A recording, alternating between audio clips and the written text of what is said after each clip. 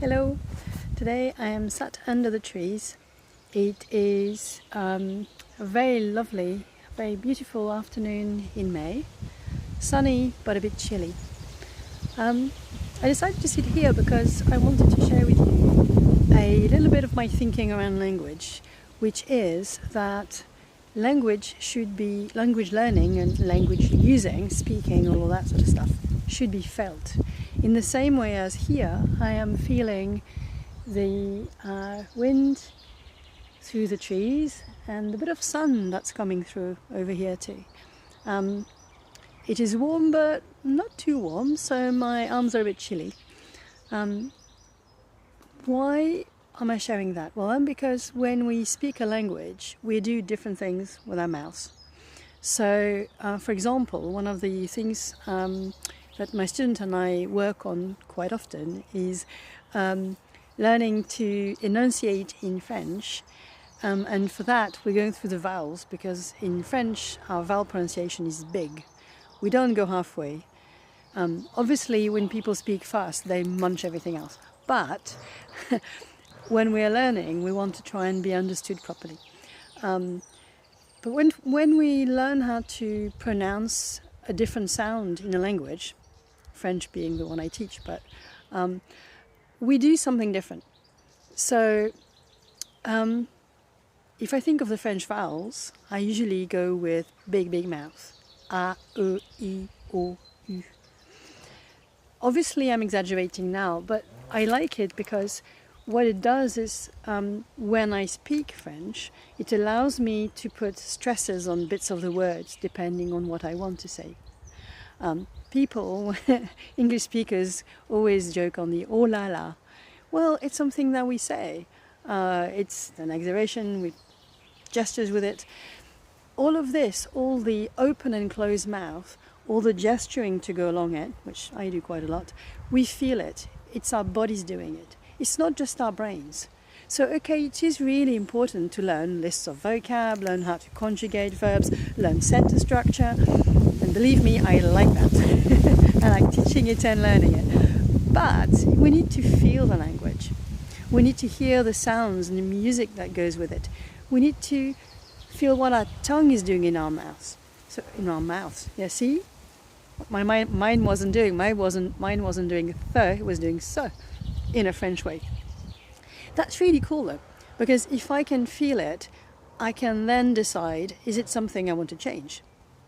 So if I wanted to say, is it something I want to change? I thought, doesn't sound French.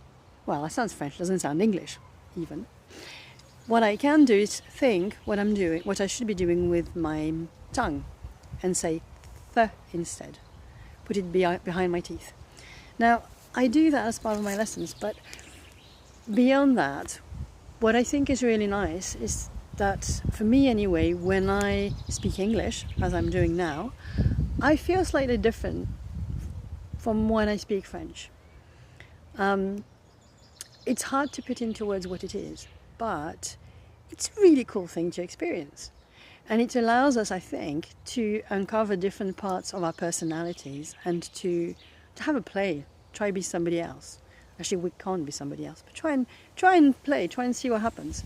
And what happens for me anyway is that there are other parts of my personality that come out when I speak English, when I speak German, even though my German is really well, it's a work in progress.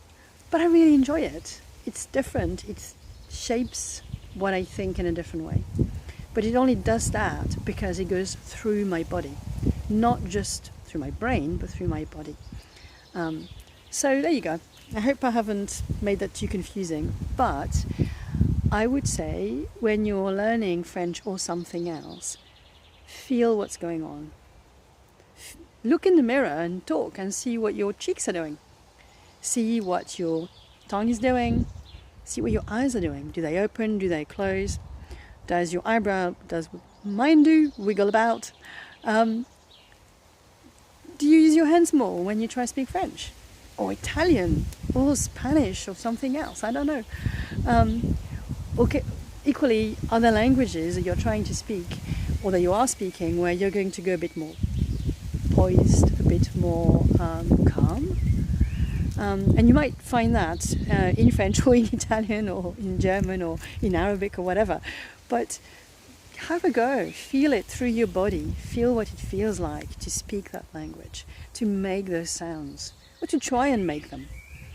And the last thing I will leave you with, see, it's not easy, even after most of an adult life, is ask people who speak their language, ask native people and other learners, what does it feel like to speak French or English or Finnish or whatever else? What does it feel like?